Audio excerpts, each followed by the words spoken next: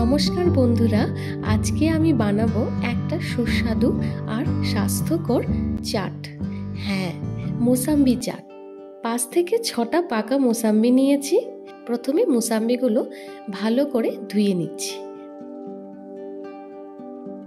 চামড়াটা ছাড়িয়ে নেব। গরমের দিনে এই চাট খেলেই রিফ্রেশ হয়ে যাবেন।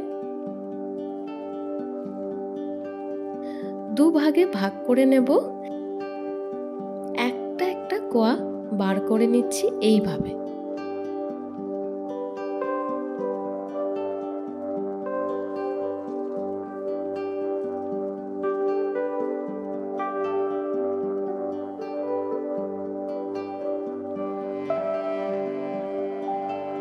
তারপর এভাবে আস্তে করে ভেতরের একটা সাদা চামড়া এবং দানাটাও বার করে নিচ্ছি।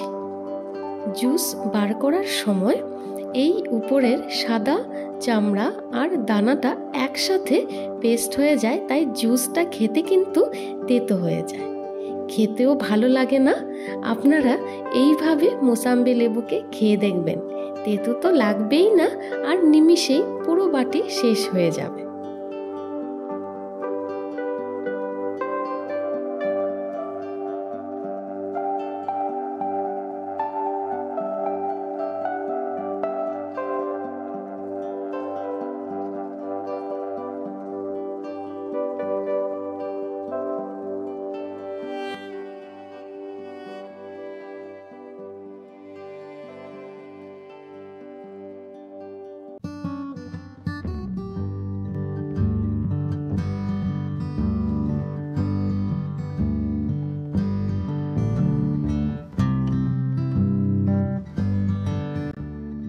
তারপর একটা বাউলে নিয়ে নিয়েছি 1 টিস্পুন গুড় পাউডার, 1/2 টিস্পুন নুন আর 1/2 টিস্পুন চাট মশলা দেব।